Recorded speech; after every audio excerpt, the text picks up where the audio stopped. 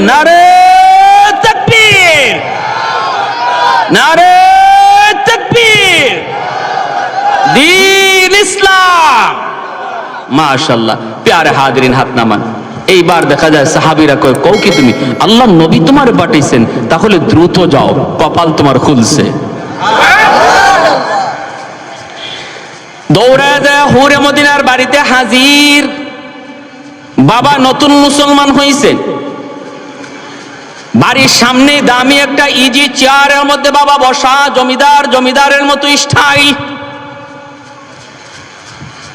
সাদ সালাবি নিহায়েত গরিব একজন সাহাবী, চেহারার মধ্যে গরিব যে বোঝা যায়, আবার কালো তো কালো, চেহারার কোনো ঢক নাই, ডাক নাই। যাইয়েই তিনি সালাম দিলেন, আসসালামু আলাইকুম ওয়া রাহমাতুল্লাহ। হুরে মদিনার বাবাই কয়, ওয়া আলাইকুম আসসালাম ওয়া রাহমাতুল্লাহ। সালাম দেওয়ার সহি তরিকা কিভাবে? আসসালামু আলাইকুম ওয়া রাহমাতুল্লাহ, এতটুকু পর্যন্ত বলা, এটা হলো সালামের সহি তরিকা। কেউ যদি খালি কয় আসসালামু আলাইকুম, হবে সালাম, তবে অর্ধেক হইবে, অর্ধেক হবে না। অর্ধেক দোয়া হইছে, অর্ধেক দোয়া হয় নাই। আবার আমাদের দেশে কিছু রাজনৈতিক সালাম আছে, আসসালামু আলাইকুম। হে যে কি কইছে হেও বুঝছে না, যারে কইছে হেও বুঝছে না।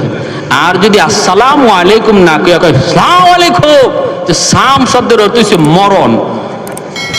আসসালামু আলাইকুম অর্থ হইল তোমার উপরে শান্তি নাজিল হোক, আর আসসালামু আলাইকুম অর্থ হইল তুমি তাড়াতাড়ি মরো। শান্তির দোয়া না কইরা মরার দোয়া। এই জন্য সাবধান, এই রাজনৈতিক সালাম দিয়ে না, আল্লাহর দোয়া। সালাম যিনি দিবেন পুরাটা দেন, আসসালামু আলাইকুম ওয়া রাহমাতুল্লাহ। আর যাকে সালাম দেওয়া হয় তারে শোনায়া দেওয়া ওয়াজিব, তারে শোনায়া দিবেন। আর যিনি জবাব দিবে ইনি জবাবটা তারে শোনায়া দিবে। সালাম দেওয়া সুন্নত, জবাব দেওয়া ওয়াজিব। জবাব দেওয়া। আবার আমাদের সমাজের কিছু ভদ্র মানুষ আছে, সালাম দিলে জবাব দেয় না। এটা আরেক স্টাইল। এটা হইল তাই একজন সমাজের একজন নেতা হইছেন, এটা আলামত, ঠিক না? এইরকম জবাব না। আবার কেউ আছে জবাব দেয়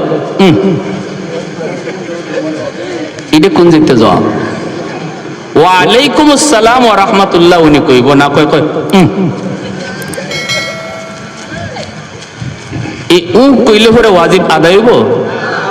যিনি সালাম দিছে ইনি তো সব পেয়ে গেছে, আর যিনি কইছেন কবরে গেলে কমাইব, ওয়াজিব তোর কইছে, কবিরা গুনাহ, কবিরা গুনাহ। সাবধান, ই করেন না। জবাব দিবেন ওয়া আলাইকুম আসসালাম ওয়া রাহমাতুল্লাহ, তারে শোনায় দিতে হবে। ইমাম আবু দাউদ রহমতুল্লাহ গেলে সালাম দিছে এক লোকে, ইনি আসলেন আরেকটা কাজে, উনি নৌকা ভাড়া কইরে তার পাশে গিয়ে সালামের জবাব শোনায় দিছে, বুঝাইয়া দিছে, বুঝেন। আর আমরা কইয়া জবাব দিয়ে সেরে দেই। High high. আসসালামু আলাইকুম ওয়া রাহমাতুল্লাহ। পুরে মদিনার বাবাই কয়, ওয়া আলাইকুম আসসালাম ওয়া রাহমাতুল্লাহ। কে তুমি? কয় আমি নবীর সাহাবী। কি নাম তোমার? সাদ সালামি। কেন আইছো? কয় আপনার মেয়ের বিয়ার প্রস্তাব লইয়া। পুরে মদিনার বাপে কয় কাল লাগি? কয় আমার লাগি। যেমন প্রশ্ন এরম উত্তর, জটকাট, কোনো গুজামিল নাই, এটা নাই। কয় তো কি এই কল কি তুমি? এটা নতুন মুসলমান হইছে তো ইসলামের সব বিধিবিধান তার পুরাপুরি জানো নাই, এজন্য চেয়ার থেকে লাফ মেরে খারাই গেছে, মাথা গরম হয়ে গেছে, পায়ের রক্ত মাথায় উঠে গেছে। কয় কি নাকের সেন্টার ঠিক নাই, টুটের সেন্টার ঠিক নাই, রঙের কোনো ফাত্তাই নাই। আর আমার মেয়ে হইল মদিনার বিশ্ব সুন্দরী। হুরে মদিনা মানুষে কয় হে বলে আমার মেয়ের লাগি বিয়ার প্রস্তাব লই আইছে। হুরে মদিনার বাবা দাঁড়ায় কয় হুশ আসেনি তোমার? কয় 100%।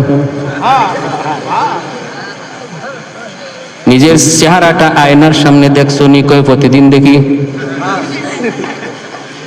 কেমনে তুমি সাহস করছো? কয় আমি তো করি নাই। কে করাইছে? কয় আমার নবী পাঠাইছে। আল্লাহু আকবার, সুবহান। নতুন মুসলমান হয়েছে তো এরপরও হজম করতে পারে না, কারণ রাগটা বেশি হয়ে গেছে। হুট করে যদি কেউ রাগ হয়ে যায়, হুট করে ঠান্ডা হওয়া যায় না, একটু সময় লাগে। এজন্য নবী কয় বেশি রাগ হয়ে গেলে পরে বসে যাও, এরপরও যদি না থামে শুয়ে যাও, এরপরও যদি না থামে ওযু করো, ঠিক কিনা? আল্লাহ নবী কয় কুস্তির মধ্যে যে যারে হারায় সে বাহাদুর নয়, রাগ যে হজম করতে পারে সে হলো বাহাদুর, সে হলো। বউয়ের সাথে রাগ হয়ে গেছে, যুবক একটা নিরীহ মহিলা, মা বাবা সব চাইরা, ভাই বোন সব চাইরা, স্বামীর হাত ধরে অচেনা জায়গায় এসেছে।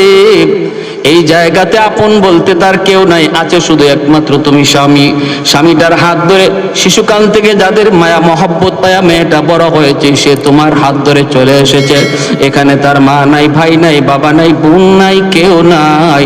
তুমি তারে মারলেও কেউ ফিরাইতে আসবে না, তুমি তারে ধমক দিলেও কেউ জবাব তারে দিবে না।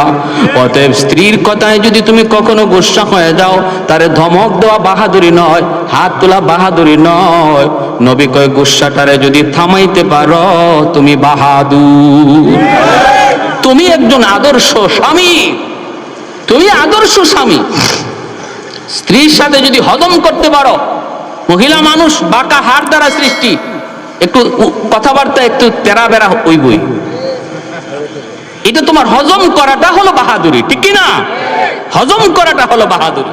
একটু চিন্তা করে দেখো, যদি আল্লাহ সিস্টেম পাল্টাইয়া দিত যে বিয়ার পরে বউ জামাইয়ের বাড়িতে যাওয়া না, জামাই বিয়ার পরে বউর বাড়িতে গিয়ে থাকতো, যদি ইসলামের সিস্টেমটা এমন হইতো আর ওই বাড়িতে আপনি একা একা থাকতেন, আর এরকম ভাবে কথায় কথায় আপনারে কেউ ধমকাইতো, তাইলে কেমন লাগতো? দুই একটারে খুন কইরা রাতের অন্ধকারে আইতেন আপনি, ঠিক না?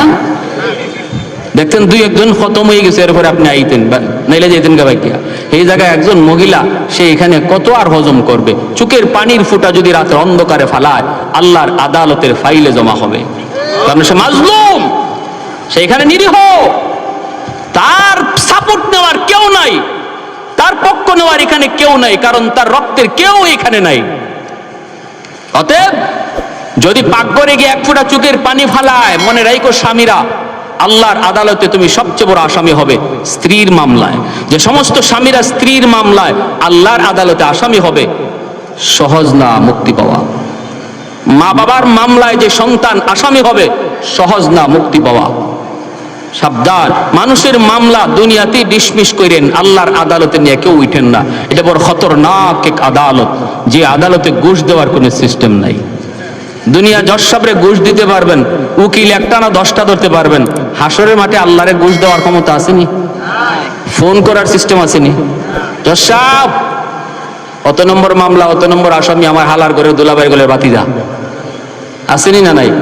মন্ত্রীর ভাতিজা, মন্ত্রীর দুলাভাই, মন্ত্রীর শালা, এই ধরনের কথা কইয়া কত মামলার কত আসামি খালাস পেয়ে যায়।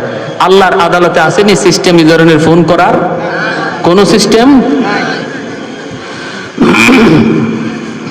আমার ভাইরা বন্ধুরা, জন্য যুবক,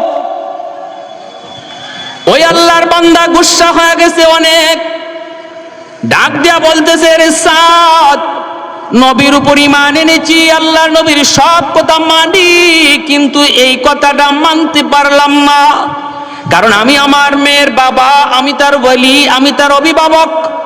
আর ইসলামের বিধান হলো অভিভাবক যারে পছন্দ করে, যেখানে পছন্দ করে সেখানে বিয়ে দিবে। অতএব আমি আমার মেয়েকে তোমার কাছে বিয়ে দিতে পারি না, যাও তুমি আমার বাড়ি থেকে বের হয়ে যাও। এই বইলা সাদ সালামীকে হুরে মদিনার বাবা বাড়ি থেকে তাড়ায় দিছে। এনিও মনে কষ্ট নিয়ে চলে আসতেছেন। বলুন তো দেখি, কেউ যদি বলে আমি নবীর আশিক কিন্তু নবীর কথা মানি না, এ আশিক না বাটফার? আরো জোরে, আরো জোরে। কেউ যদি কয় আমি নবীর আশিক, মিছিলের আগে থাকে, জিলাপির আগে খায়, কিন্তু মুখে নবীর সুন্নত দাড়ি নাই, এ আশিক না বাটফার?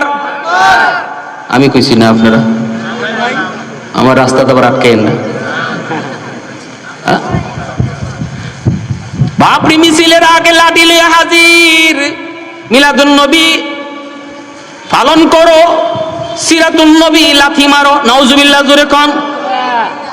সিরাতুন নবী আমার নবীর জীবনের 40 বছরের পরের অংশটাকে সিরাতুন নবী বলে, আর 40-এর আগের অংশটাকে মিলাদুন নবী বলে।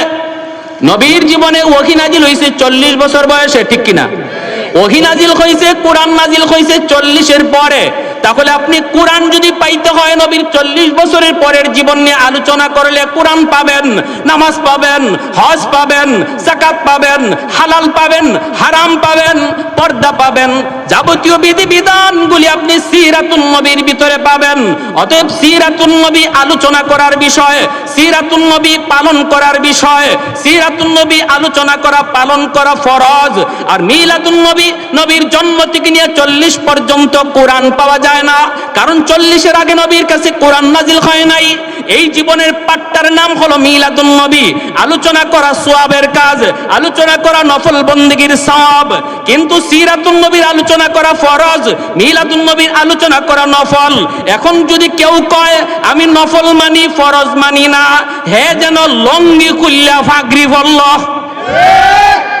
ঠিক কিনা? ওই হুজুরে এত সোয়াব কইছে ফাগরি ফরার, তাহলে কপালে যা আছে লঙ্গি খুললা ফাগরি ফরিলিম।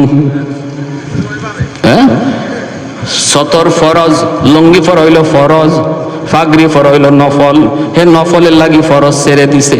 যারা মিলাদুন নবী মানে সিরাতুন নবী মানে না, এরাও নফল লইয়া ফরজ ছেড়ে দিছে, ঠিক কিনা? ঠিক কিনা ভাইরা আমার? জন্য বলতেছি যুবক, একটু মনোযোগ দিয়ে শোনো। আবেগের নাম ইসলাম নয়, আবেগের সাথে হুঁশ থাকা লাগবে, শরীয়তের বিধিবিধান থাকা লাগবে, ঠিক কিনা? আমার নবী, রহমতের নবী, মায়ার নবীর আগমন কুল কায়নাতের জন্য আনন্দের বিষয়, এটা ভালো কথা। আমরাও নবীর আগমনে খুশি, কিন্তু একই তারিখে যে আবার নবী ইন্তেকাল করছেন। 12 তারিখে নবী আইছেন, এই 12ই রবিউল আউয়াল নবী বিদায় নিছেন। তাহলে এখন কি করবা? দিনের অর্ধেক দিন আনন্দ করবা, অর্ধেক দিন তো কান্না করার কথা। হ্যাঁ, আপনার একই দিনে যদি ছেলে হয়, একই দিনে বাবা মারা যায়, ছেলে হইছে আবার বাবাও মারা গেছে, এখন ছেলে হওয়ার আনন্দ এটা কি ঠিক থাকবে? ঠিক থাকবে না। বাবা মারা গেছে, মনটা খারাপ হয়ে যাবে, আনন্দ নষ্ট হয়ে যাবে, ঠিক কিনা? আমার নবী এই দিন আসছেন, কিন্তু নবী যে এই দিনও বিদায় নিছেন, এই দুঃখ তোমরা কোথায় রাখলা? এই কষ্ট রাখছো কই? হ্যাঁ, জিলাপির পাগল।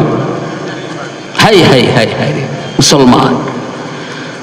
এখন হুরে মদিনা ঘর থেকে বের হইছে, বের হয়ে বলতেছে আব্বা কে আসছিল? বাবা কয় আসছিল নবীর একজন সাহাবী। কয় আব্বা কি নাম? কয় সাদ সালামি। হুরে মদিনা কয় বাবা আমি সাদ সালামিকে চিনি। সুবহানাল্লাহ, দেখেন কেমন মহিলা। কয় আব্বু আমি সাদ সালামিকে চিনি। আল্লাহর নবী কয় কেমন চিনো? কয় আব্বু আমি ভালো করে চিনি, ইনার মদিনায় কোনো ঘর নাই, বাড়ি নাই, ইনি একজন মুহাজির সাহাবী, আমার নবীর সাথে হিজরত করে মদিনা আসছে। ও বাবা আমি তারে চিনি, অনেক কালো, অনেক কালো, তার মতো কালো আরবে কেউ নাই, এত কালো। এজন্য আরবের মানুষ গুরাবুল আরব কয়, আরবের কাক। এমনি বাবা কয় মারে তাহলে তুই আমার মনের ব্যথাটা বুঝবি। মা তুই কত দেখি এমন একটা মানুষ আইছে তোমার জন্য বিয়ের প্রস্তাব নিয়া, মা আমি কেমনে সেটা সই? আমার রক্ত মাথায় উইটা গেছে। আমার মেয়ে হলো মদিনার সবচেয়ে সুন্দরী, আমার মেয়ে হলো হুরে মদিনা যার উপাধি, আমি হলাম মদিনার একজন জমিদার। আর আসছে একজন মানুষ যার মদিনায় ঘর নাই, বাড়ি নাই, আবার চেহারা সুরতের কোনো ডক নাই, ডাক নাই। মা একটু বলতো আমি কেমন করে তার প্রস্তাবটা মেনে নেই? আমি তো ধমক দিয়ে বের করে দিছি। এমনি মেয়েটা কয় আব্বু কি করছো তুমি? কয় ধমক দিয়ে বের করছি, ওই যে দেখ যায়। এমনি হুরে মদিনায় কয় আব্বু একটা কথা তোমারে জিজ্ঞেস করি গো আব্বু, তুমি কি সাদ সালামির জিজ্ঞেস করেছ এই সাদ কার দরবার থেকে এসেছি?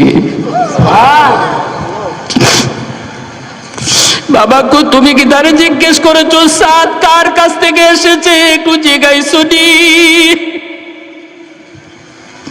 বাবা কো মারে আমি জিজ্ঞাসি, নবীর দরবার থেকে এসেছে। ও ও বাবা তুমি কি তারে জিজ্ঞাইছো বিয়ের প্রস্তাবটা কে দিছে, সে নিজে না নবী দেওয়াইছেন? বাবা এখন এটাও জিজ্ঞাইছি, সে নিজে দেয় নাই, নবী দেওয়াইছেন, নবী প্রস্তাব দেওয়াইছেন। এমনি হুরে মদিনা কান্না শুরু করে দিছে, চোখের পানিটা মুছে আর কয় বাবা গো তুমি সর্বনাশ করে ফেলেছো, বাবা তুমি ডাকাতি করে ফেলেছো গো বাবা।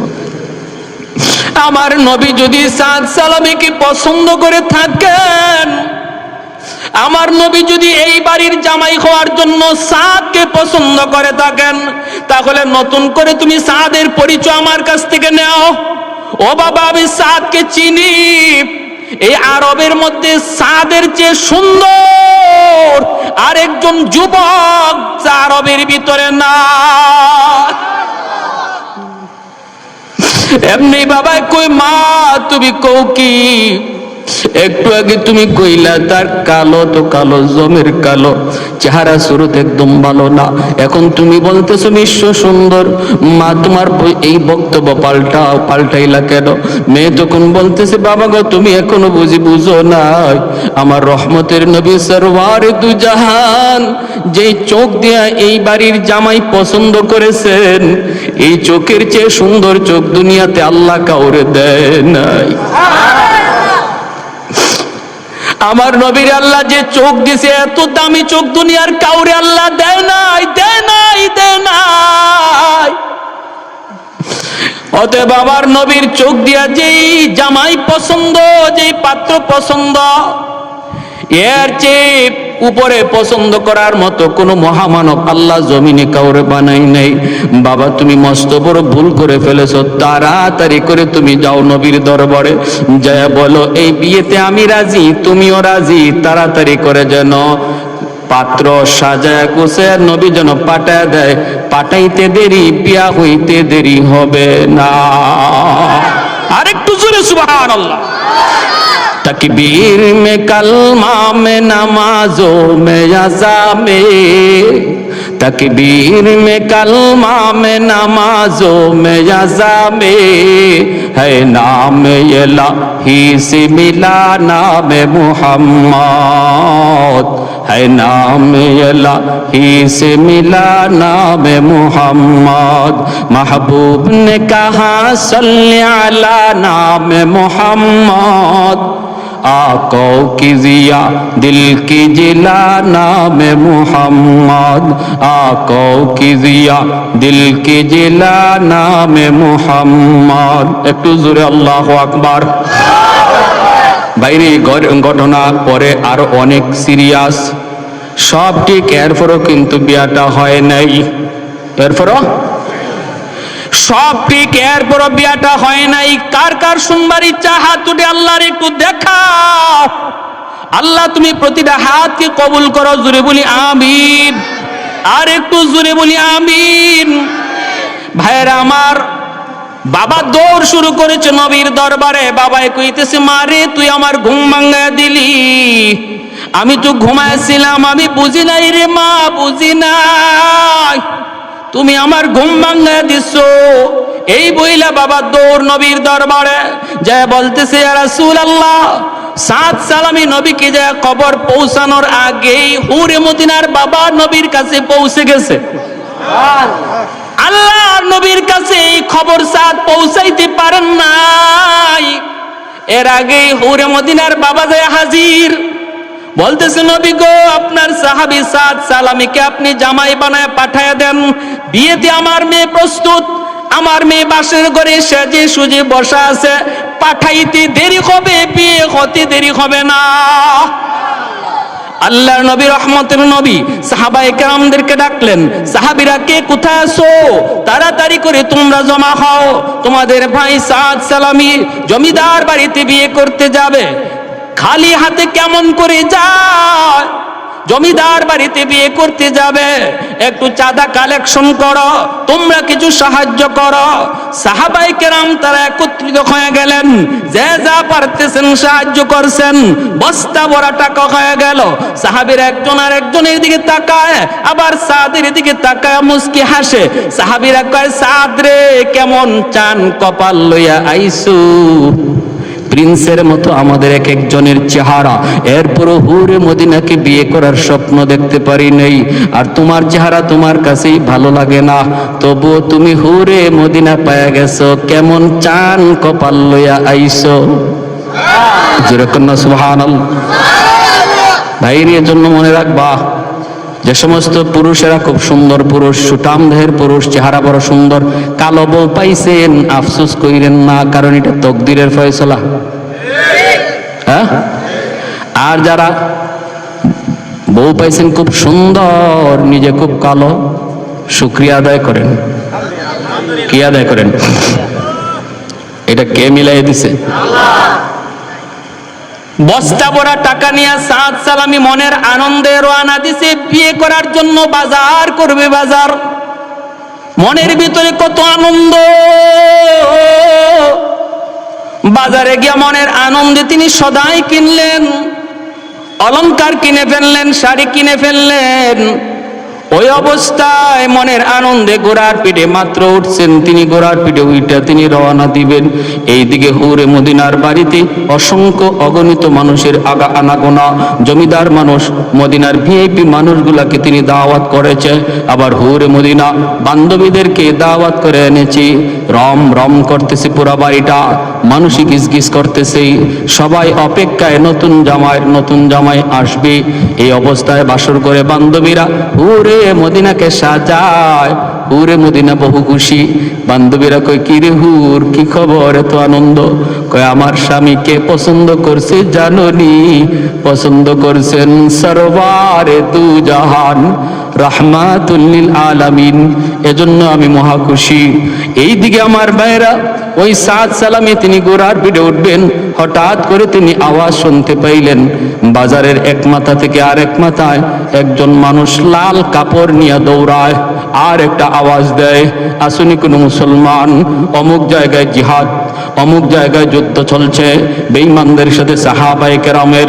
ওই যুদ্ধে মুসলমান পরাজিত হওয়ার পথে মুসলমানের রক্ত ঝরছে, আসুনি কেউ মুসলমানের সাহায্যে তুমি যুদ্ধে যাবা, আসুনি কেউ নবীর আশিক তুমি যুদ্ধে যাবা, মুসলমান পরাজিত হওয়ার পথে। আওয়াজটা যেই মাত্র সাদ সালামির কানে আসলো, সাথে সাথে ঘোড়ার লাগাম ধরে তিনি ঘোড়া আটকায় দিলেন। এইবার নিজের মনরে জিজ্ঞেস করেন, রে সাদের মন, একটু বল তুই কোন দিকে যাবি?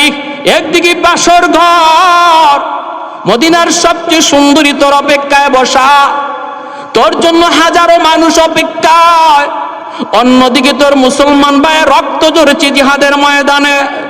এ সাদ, একটু বল, তুই কি বাসর করে যাবি নাকি গলা কাটতে জিহাদের ময়দানে যাবি? নিজের মনরে যখন প্রশ্ন করেছেন, তখন সাদের মন জবাব দেয়া কয়, রে সাদ, আমার নবী বলেছেন, আল মুসলিমুন কাজাসাদিন ওয়াহিদ, ইনিস্তাকা আইনু ইস্তাকা কুল্লুহু, সমস্ত মুসলমান একটা দেহের মতো। দেহের কোনো একটা অঙ্গ আঘাত পাইলে যেমন সারা দেহে আঘাত অনুভব হয়, পৃথিবীর কোন প্রান্তে কোন মুসলমানের কান্নার আওয়াজ যদি শুনো, মনে করবা এটা তোমার নিজের কান্না। পৃথিবীর কোন প্রান্তে কোন মুসলমান ভাইয়ের রক্ত ঝরে, নবী বলেন মনে করবা এটা তোমার গায়ে রক্ত ঝরছে। তুমি যদি পৃথিবীর কোন প্রান্তের কোন শিশু বাচ্চার কান্নার আওয়াজ শোনো, মনে করবা তোমার সন্তানটা কাঁদতেছে। যদি এইভাবে নিজের প্রস্তুত করতে পারো, তবে তুমি মুসলমান। সাদের মন বলতেছে, রে সাদ, বাসর ঘর বড় নয়, আমার নবীর হাদিসটা হলো বড়। সাদ রে, আমার মন বলে না, বাসর করে যাওয়া যায় না, জিহাদের ময়দানে যেতে হয়। সাথে সাথে তিনি ঘোড়াটা দৌড়াইয়া বাজারে আইসা পৌঁছলেন। সদাইগুলি আবার মালিককে বুঝাইয়া দিচ্ছেন, টাকাগুলি ফেরত দিতেছেন। দোকানদার কয়, ভাই আপনি কি বিয়া করবেন না? ইনি বলতেছেন, না, টাকাগুলি ফেরত দাও, আমি এই টাকা দিয়ে একটা তেজি ঘোড়া কিনবো আর একটা ধারালো তলোয়ার কিনবো। যেই টাকা দিয়ে অলংকার কিনেছিলাম অলংকার, এই টাকা দিয়ে তেজি ঘোড়া কিনবো আর তলোয়ার কিনবো। ওই টাকা দিয়ে তিনি একটা ঘোড়া কিনলেন, একটা তলোয়ার কিনলেন। কিনে সাদ সালামি ঘোড়া যেখানে যাওয়ার কথা ওই বাসর ঘরের দিকে, বিয়ে বাড়ির দিকে, সেই বিয়ে বাড়ির দিকে ঘোড়া না ফিরায়া তিনি জিহাদের দিকে ঘোড়া ছুটাইয়া দিলেন। জিহাদের দিকে ঘোড়া নিয়ে দৌড়ান, এইদিকে হাজারো মানুষ তার অপেক্ষায় বিয়ে বাড়িতে। তিনি জিহাদের ময়দানে ঢুকে একটা আওয়াজ দিলেন, এরে দুশ্মনের দল, আমি সাদ চলে এসেছি, যার অপেক্ষায় আজকে হুরে মদিনা, অসংখ্য অগণিত বিয়ের আসরে আমার অপেক্ষা। আমি সেই কুরবানি, সেই আসর কুরবানি দিয়া ময়দানে এসেছি। আমার তলোয়ারের নিচ থেকে একটা বেঈমানরে আমি জীবিত যাইতে দেব না। এই বইলা তিনি তলোয়ার চালানো শুরু করে দিলেন। আমার ভাইয়েরা, তার তলোয়ারের ভিতরে আল্লাহ ওই পরিমাণ শক্তি দিয়েছিলেন, এক একটা তলোয়ারের ঘুরানি দেন, শয়ে শয়ে দুশ্মনের কল্লা আলাদা হয়ে জমিনে পড়ে যায়।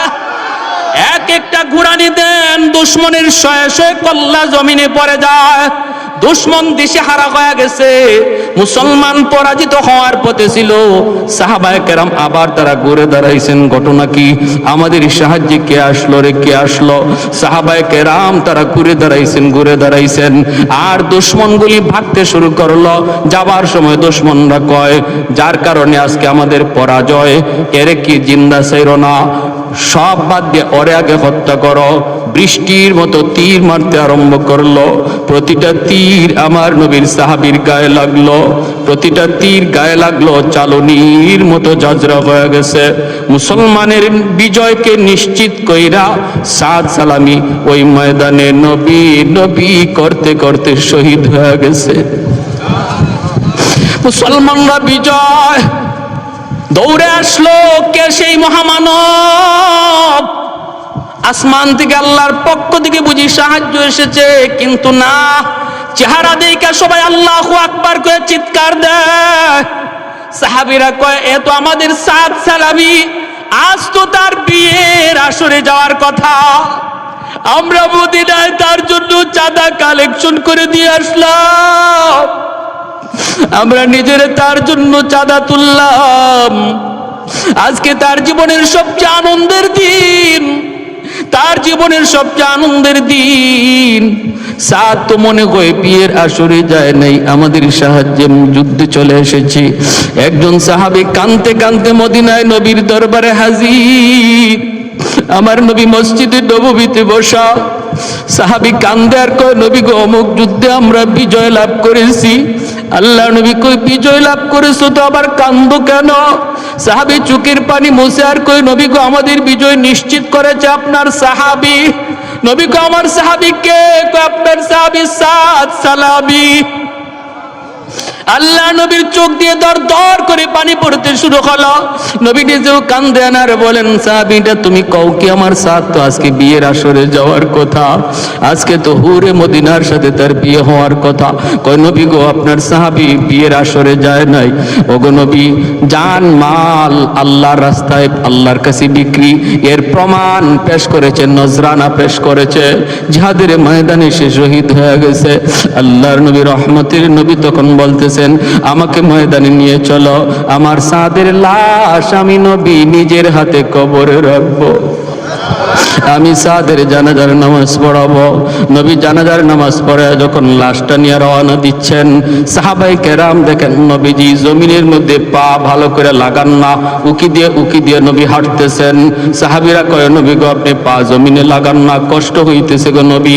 আল্লাহ নবী কয়, রে সাহাবীরা শোনো, এই পরিমাণ রহমতের ফেরেশতা জমিনে নাজিল হইছে, আমি পা রাখার জায়গা পাইতেছি না। উপরের দিকে নবী তাকায়, একবার তাকাইলে নবীজি হাসে, নিচের দিকে তাকাইলে নবী কান্দে। হযরত ওমর কয়, নবী গো, আপনি উপরে তাকায় কাঁদে হাসেন, নিচে তাকাইলে কাঁদেন কেন? নবী বলে, রে ওমর, আমি আমার সাদের দিকে যখন তাকাই, তার কুরবানির কথা ইয়াদ হলে পরে আমার চোখ দিয়ে পানি আসে। আল্লাহর জন্য এতটা পাগল, এতটা পাগল। হাসরের ময়দানে যারা দুনিয়ার লোভে পইরা আল্লাহ বলে যাবে, তাদের সামনে আল্লাহ আমার সাদরে হাজির করবে। দুনিয়ার রং তামাশা, সুন্দরী বউ পাইয়া, সুন্দরী প্রেমিকার তালে পইরা যারা আল্লাহ ভুলে গেছে, তাদের সামনে আল্লাহ আমার সাদরে হাজির করবে। একটু বল দেখি, তুই যার পাগল ছিলে আমার আল্লাহকে ভুলে গেছিলে? তোর সেই প্রেমিকা, তোর সেই বউ, তোর সুন্দরী সেই বধূ, সে সুন্দরী ছিল না হুরে মদিনা সুন্দরী ছিল? আমার সাদ যদি এত সুন্দরীকে ত্যাগ করতে পারলো, কোরবানি দিতে পারলো, আল্লাহর জন্য তুই কেন পারবি না? আল্লাহর নবী কয়, আমি আমার সাদের দিকে তাকাইলা পরে চোখের পানি ঝরে কান্দি। আসমানের দিকে যখন তাকাই তখন দেখি প্রথম আকাশে জান্নাতের হুররা নেমে এসেছে, আর ওদেরকে আল্লাহ পাক বাসর করে বসায় রাখছে জান্নাতি হুর। জান্নাতি হুরদের হাতে আমি মেহেদি দেখেছি, জান্নাতি হুরদের হাতে আমি অলংকার দেখেছি। ওই জান্নাতি হুররা আমার ডাইকা বলতেছে, নবী গো, আপনার সাদরে আপনি তাড়াতাড়ি কবরে রাখুন। যেই সাদ দুনিয়ার হুরের মায়া কুরবানি দিয়া শহীদ হয়েছে, তারে কবরে রাখতে দেরি হবে আল্লাহ পাক আমাদের সাথে তার বিয়ে পড়াইতে দেরি হবে না। এজন্য আকাশের দিকে তাকাইলে পরে আমি হাসি। ভাইরা বন্ধুরা, আমার নবী রহমতের নবী কবরে নাইমা সেই সাদ সালামির দেহটাকে মাটিতে রাখলেন। এজন্য আল্লাহ বলতেছেন, ইন্নাল্লাহ আশতারা মিনাল মুমিনিনা আনফুসাহুম ওয়া আমওয়ালাহুম বিআন্না লাহুমুল জান্নাহ।